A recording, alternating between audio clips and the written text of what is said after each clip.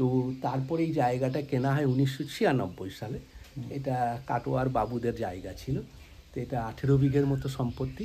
এই নিয়ে চলছে কাজ, এবং মূল উদ্দেশ্য হচ্ছে সপ্তযোগ আশ্রম তথা যৌগিক হাসপাতাল নাম দেওয়া আছে, যেখানে আমার ইচ্ছা হচ্ছে যে cure hundreds of diseases without medicine, অর্থাৎ কোনো মেডিসিন ছাড়া যোগের মাধ্যমে রোগ নিরাময়, যেমন diabetes, high blood pressure, cancer, all everything can be cured by yoga. শুধুমাত্র কতগুলো নিয়ম কানুন এগুলো আছে, এগুলো যদি পালন করা হয়। আমার বয়স এখন বর্তমানে চলছে 66।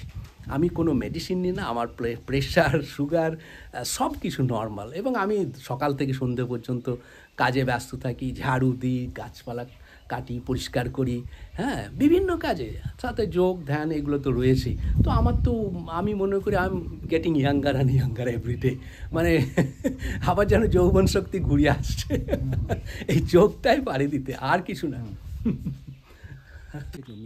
পিছনে আরো 5-6 বিঘে, অনেক দূর। পুরোটা কি প্রাচীর দিকে আছে? না না, প্রচুর খরচ। এমনি এই প্রাচীরটা করতে গিয়ে প্রায় 24-25 লক্ষ টাকা খরচ হয়েছিল টোটাল এরিয়া।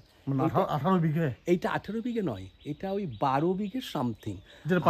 হ্যাঁ, আর বাদ বাকিটা এই দিক থেকে চলে গিয়েছে লম্বা হয়ে ওখানে।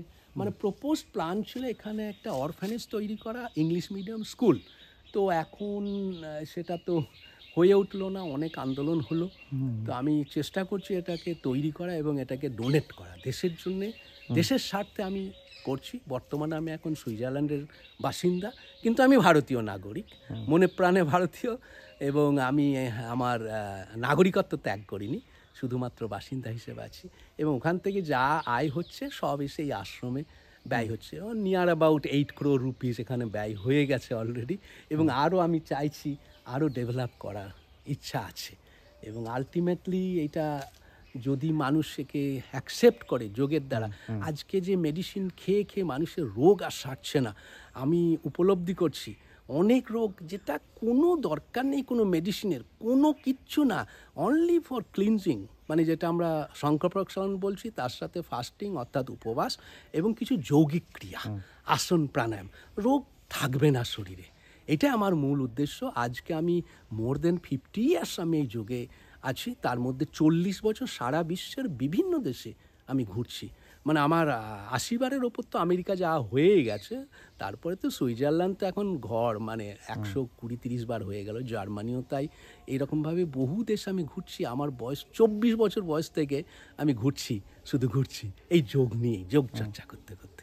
তো আজকে এসে এখানে এই যে দেখছেন আপনারা, এই স্ট্রাকচার যে তৈরি হয়েছে, বহু টাইম লেগেছে, ধীরে ধীরে ধীরে ধীরে একে তৈরি করতে হয়েছে। তো আজকে আমরা এই একটা অখ্যাত গ্রাম কোতলঘোষা, যেটা ইন্দাস অঞ্চলের লাভপুর থানার অন্তর্গত বীরভূম জেলা এবং পশ্চিমবঙ্গে এটা অবস্থিত।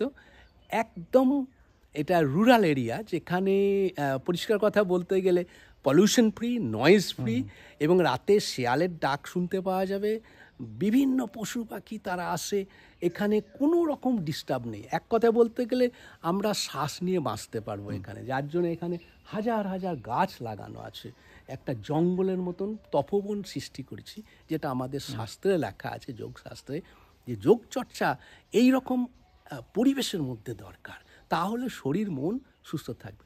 অনেকে আছেন এখানে, আসেন, বলেন যে ঢুকে তারপর বলেন যে আমাদের যেতে ইচ্ছা করছে না, মনে হচ্ছে সব ভুলে গেছি আর কি। একদম টোটাল সেরিন, কোয়াইট, কাম, পিসফুল প্লেস, মানে একদম কি বলবো, অনেকে আসে তো যারা হয়তো একটু মনের মধ্যে বিভিন্ন মানে চিন্তা ভাবনা নিয়ে ঢোকেন, ঢোকার পরই বলেন যে আমি সব যেন ভুলে গেছি, আমি একটা হেভেনের মধ্যে এসেছি, স্বর্গের মধ্যে। তো চেষ্টা চলছে। ধন্যবাদ।